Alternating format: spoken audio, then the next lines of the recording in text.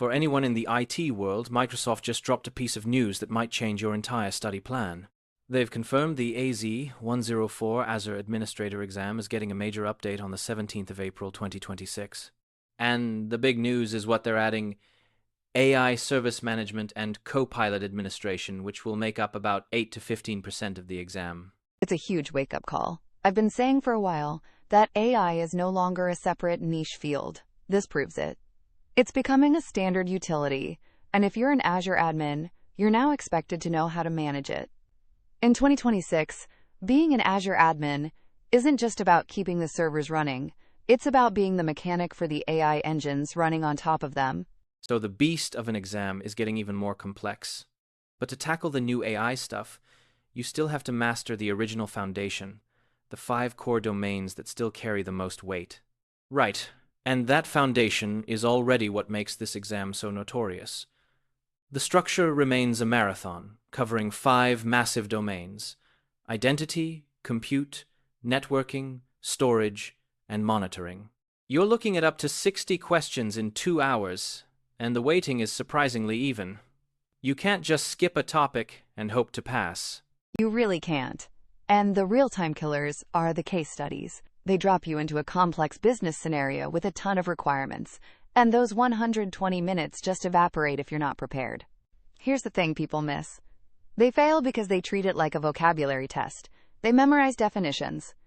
But Microsoft designs these questions so that if you don't understand, for example, how VNet peering actually affects a network security group rule in a real-world scenario, the purely theoretical answer will be the wrong choice. That makes sense. So it's less about memorizing the dictionary and more about understanding the plumbing, how all these services actually talk to each other, and more importantly, how they break. Which leads us to the biggest pitfalls, the common mistakes that even experienced admins make when they walk into the testing center. And it seems there are 3 fatal mistakes that trip everyone up.